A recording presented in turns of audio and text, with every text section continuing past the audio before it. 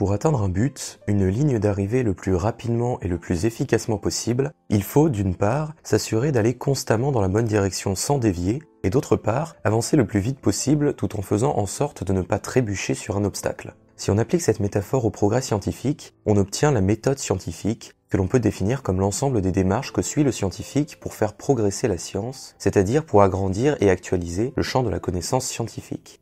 Comme nous l'avons vu dans la vidéo précédente qui était la première partie de ce couple de vidéos, dans l'histoire, les philosophes et épistémologues ont débattu sur la question de savoir quelle était la meilleure méthode pour faire progresser la connaissance scientifique. Mais nous avons aussi vu que ce débat impliquait au départ une idée, un présupposé, celui que le meilleur moyen pour faire progresser la science est une méthode claire et bien définie. Mais vous avez lu le titre de la vidéo, et vous savez donc qu'au XXe siècle, un philosophe va remettre en cause l'hégémonie de la méthode scientifique et la volonté d'une méthode unique, en allant jusqu'à interroger le rôle de la méthode dans le progrès scientifique. Ce philosophe naturalisé américain mais d'origine autrichienne, c'est Paul Feyerabend, et il s'est fait connaître en 1975 avec un ouvrage au titre évocateur, Contre la méthode.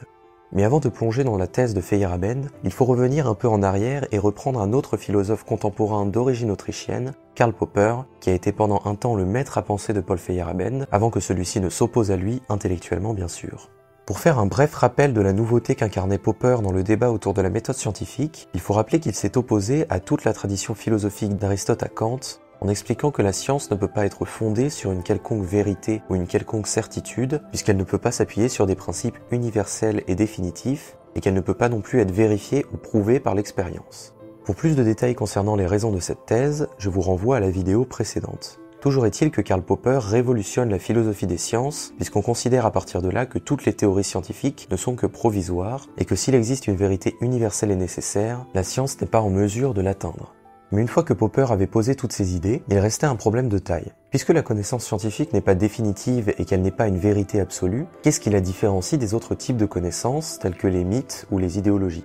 C'est justement là que les travaux de Karl Popper rejoignaient le sujet qui nous intéresse, puisque selon lui, ce qui fait qu'une théorie est scientifique, c'est la méthode qui est utilisée pour la construire. En bref, pour qu'une méthode puisse être considérée comme scientifique selon Popper, il ne s'agit donc plus qu'elle soit fondée sur des principes ou même qu'elle puisse être prouvée, il faut au contraire qu'elle puisse être remise en cause par l'observation ou l'expérience scientifique. C'est ce que Popper appelait le critère de falsifiabilité, et si une théorie ne respecte pas ce critère, elle n'est pas scientifique. Pour le montrer, nous avions vu dans la vidéo précédente l'exemple de la psychanalyse de Freud, qui selon Popper n'est pas une science car elle ne contient pas les conditions pour être réfutée par l'expérience, puisque si l'expérience avec un patient dément la théorie, le psychanalyste peut prétexter la résistance du patient pour sauver la théorie. On pourrait aussi prendre l'exemple de la théorie sur l'existence de Dieu. Puisqu'elle est entièrement métaphysique, rien dans l'expérience ne peut la remettre en cause, donc elle n'est pas scientifique. Pour Karl Popper, ce qui fait la valeur et l'identité d'une connaissance scientifique, c'est donc la méthode fondée sur le critère de falsifiabilité.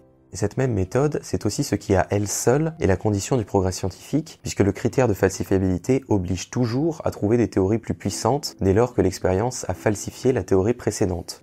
La science progresse donc par la rectification de ses erreurs, par rejet d'hypothèses, et non par des déductions à partir de principes ou par des preuves comme le pensaient les positivistes. Justement, c'est l'idée que la science progresse grâce à l'unique méthode de la falsifiabilité que Paul Feyerabend va remettre en cause. Mais pour bien comprendre l'opposition entre Feyerabend et Popper, il faut d'abord faire une petite mise au point sur le travail des philosophes de la science. Il faut rappeler que ce que font les philosophes, c'est proposer une description, une interprétation de l'histoire du progrès scientifique dans ce qu'il a de plus concret. En d'autres termes, c'est toujours la pratique des scientifiques, leurs travaux d'élaboration de théories qui sont premiers, et ensuite c'est en observant et en analysant cette réalité concrète que les philosophes tentent d'établir ensuite des concepts et de théoriser des méthodes. Par exemple, quand Popper crée le concept de falsifiabilité, c'est à partir de l'observation qu'il a faite de l'utilisation de la méthode hypothético-déductive dans les sciences, principalement depuis la révolution copernicienne. Je vous renvoie à la vidéo précédente pour plus de détails. Quoi qu'il en soit, quand Popper et Feyerabend débattent, ils opposent des interprétations différentes de l'histoire concrète du progrès scientifique. Tous ces longs rappels sur Karl Popper nous permettent donc maintenant d'introduire la thèse de Feyerabend en étant capable de la comprendre pleinement.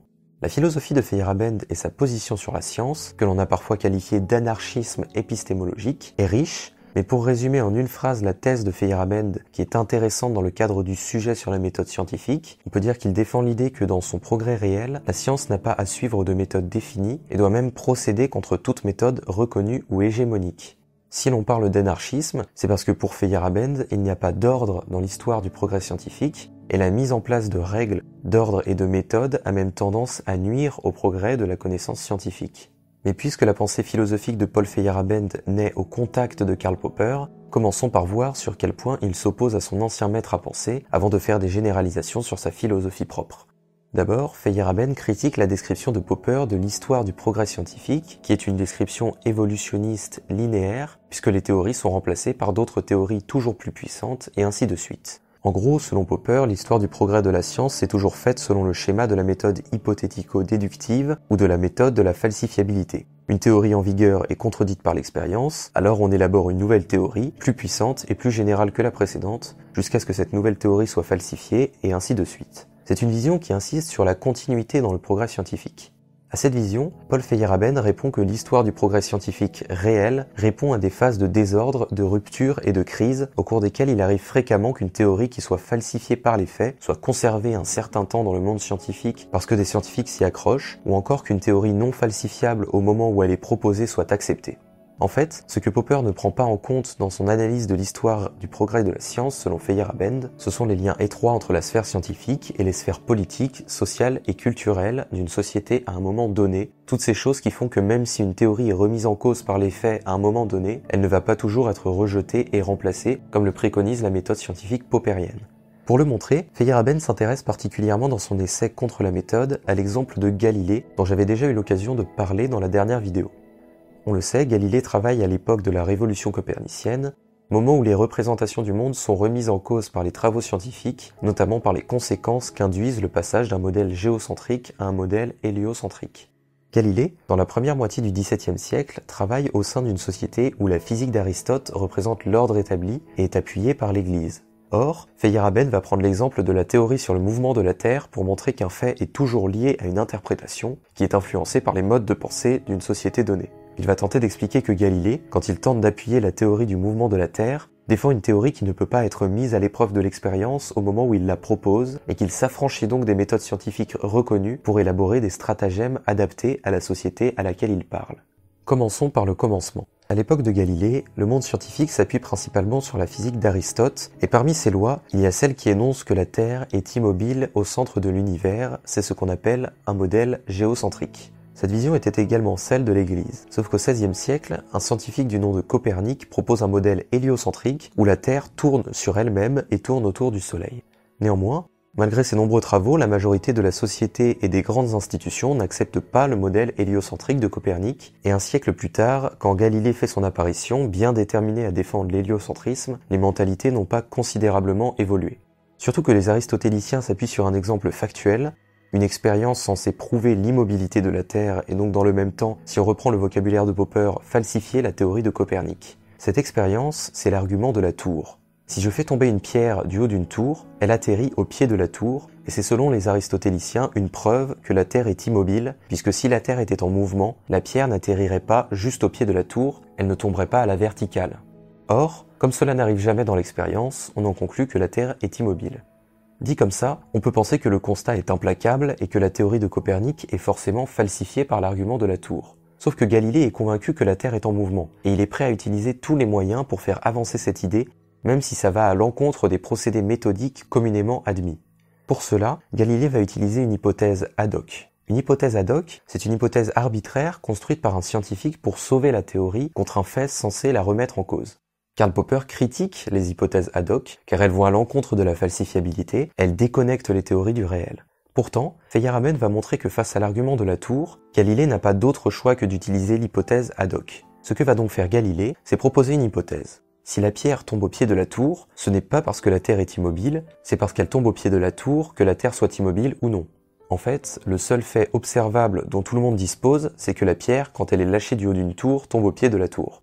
À partir de là, Galilée va utiliser ce même argument de la tour en renversant l'interprétation, en s'aidant de procédés rhétoriques pour que ce renversement ne soit pas trop brutal. En retournant l'interprétation de l'argument de la tour, Galilée montre qu'il ne dit rien du mouvement de la Terre, puisque tout est question d'interprétation. Pour autant, il n'a pas prouvé le mouvement de la Terre et il n'a pas réfuté la théorie d'Aristote. Tout ce qu'il a fait, c'est pousser au maximum une hypothèse ad hoc en laquelle il croyait pour défendre la théorie de Copernic et la mettre sur le même plan que celle d'Aristote. À ce moment-là, aucune des théories n'est plus scientifique que l'autre, et on ne peut pas savoir laquelle finira par triompher, mais en attendant, Galilée a contribué à faire évoluer les mentalités. Il faudra attendre plus d'un siècle plus tard les travaux de Bradley sur l'aberration de la lumière puis le pendule de Foucault pour falsifier la théorie d'Aristote et la faire remplacer par celle de Copernic. Une fois ces expériences créées, on peut dire que la théorie copernicienne est scientifique, car le pendule de Foucault est un test expérimental susceptible de la corroborer ou de la falsifier. Et donc on en revient à un schéma popperien. Sauf que Feyerabend s'intéresse au temps plus court, à la réalité concrète du travail des scientifiques, et ce qu'il note, c'est que Galilée a proposé une hypothèse ad hoc et défendu une théorie qui était alors non falsifiable, et ce faisant, il a contribué à faire progresser la science. Pour résumer, ce que défend Feyerabend, c'est que pour faire progresser la science, Galilée s'est affranchi de toute méthode reconnue pour laisser libre cours à son inventivité et à son génie scientifique. Ensuite, ça passe ou ça casse. Dans la philosophie de Paul Feyerabend, cette idée est résumée en une expression anglaise « anything goes » que l'on peut traduire en français par « tout est bon ». Anything goes, c'est selon Feyerabend le seul principe à suivre pour faire progresser la science, et ça signifie que tout est bon à prendre pour faire progresser la connaissance scientifique, pas seulement ce qui est basé sur une méthode rigoureuse reconnue. L'idée, ce n'est pas de rejeter toutes les méthodes qui existent en disant que le scientifique doit à tout prix procéder de manière complètement désordonnée, ce serait mal interpréter l'anarchisme épistémologique. L'idée, c'est plutôt qu'il n'y a pas de méthode qui soit meilleure que les autres, et qu'il y ait une très grande variété de méthodes différentes, adaptées à des contextes scientifiques, sociaux et culturels toujours différents. Cela veut dire que la méthode de falsifiabilité de Popper, par exemple, n'est pas à bannir des pratiques des scientifiques, mais que c'est contre-productif pour le progrès de la science qu'elle ait acquis un monopole dans le monde scientifique. Ce que cela implique aussi, c'est qu'il ne doit pas y avoir de méthode universelle en science selon Feyerabend, puisque chaque méthode doit être adaptée à un contexte précis qui prend en compte beaucoup de données différentes. Ce qu'il propose, ce n'est donc pas à proprement parler une science sans méthode, c'est une science où toutes les méthodes et toutes les idées sont acceptées, même les plus fantaisistes. Évidemment, cette philosophie est provocatrice et elle a fait réagir puisqu'elle implique que rien ne peut différencier la connaissance scientifique du reste des connaissances, et si on poursuit l'idée jusqu'à son terme, cela implique que toute idée doit avoir sa place dans le débat scientifique, même ce qui nous semblerait aujourd'hui relever plus du mythe ou de la croyance. Ceux qui l'ont critiqué ont aussi reproché à Feyerabend que son raisonnement implique que toutes les théories doivent être étudiées comme des vérités objectives, même les théories les plus périlleuses, par exemple celles que l'on appelle les théories négationnistes. Pour Feyerabend, cela ne pose pas problème puisqu'il faut faire en sorte que toutes les théories se confrontent pour que la connaissance scientifique émerge et que la science progresse. En fait, la conception de la science de Feyerabend est presque plus libérale qu'anarchiste, puisqu'en se défaisant de toutes les méthodes restrictives pour assurer une pluralité essentielle, on laisse libre cours au libre marché dans le domaine de la science. Chacun peut proposer sa théorie et utiliser toutes les techniques dont il dispose pour la faire accepter. Ensuite, les théories se confrontent et finalement, les plus puissantes restent et les autres meurent et la science progresse ainsi. Alors, on pourrait rétorquer que le libre marché total dans les sciences reviendrait à laisser libre cours à des rapports de force, dont la mesure ne serait pas forcément toujours la vérité scientifique, car le monde scientifique, comme l'a expliqué Feyerabend, est complexe et lié à beaucoup d'autres domaines et intérêts. Mais les limites de ce libéralisme, ce n'est pas ce qui intéresse Feyerabend. Ce sur quoi il veut insister, c'est qu'il faut coûte que coûte laisser libre cours à la créativité et à l'inventivité des scientifiques sans leur imposer des méthodes ou des règles qui seraient des freins au dynamisme de leur travail. Au final, si on peut parler d'anarchisme, c'est au sens où pour Paul Feyerabend, en science, le moi du scientifique est le seul maître du jeu, et il n'a à rendre de compte à personne d'autre qu'à lui-même dans ses initiatives, peu importe que les théories qu'il pousse se révèlent au final acceptables ou non. Alors, avant de conclure cette vidéo, il faut apporter une précision. Même si la philosophie de Feyerabend a été présentée sous forme de réponse par rapport à celle de Karl Popper, il ne s'agissait pas de prendre parti. D'ailleurs, les popperiens ont eux aussi apporté de nombreuses réponses et réactions aux travaux de Feyerabend, ce qui nourrit encore aujourd'hui un débat épistémologique. Aussi, cette vidéo avait pour parti pris de faire découvrir un philosophe peu connu du grand public. Il ne faut pas néanmoins oublier que sa position épistémologique reste très marginale dans le débat et qu'on lui a parfois reproché de donner trop dans la provocation et dans la caricature sur certaines de ses thèses, notamment dans sa haine de toute institution, de tout consensus en science. Il n'en reste pas moins qu'en recentrant l'analyse de la science sur l'aventure et l'événement singulier du scientifique plutôt que sur la méthode, Paul Feyerabend a apporté un vent de fraîcheur au débat sur la méthode scientifique, important et intéressant, et que c'est une philosophie qui mérite plus de visibilité, que ce soit pour l'analyser, pour la commenter ou pour la critiquer. Merci d'avoir regardé cette vidéo et même d'avoir suivi cette série sur 2 épisodes à propos de la méthode scientifique et du débat philosophique autour. J'espère que ces vidéos ont pu vous apprendre certaines choses et surtout ont pu vous donner envie d'approfondir les sujets et de vous poser des questions. À bientôt.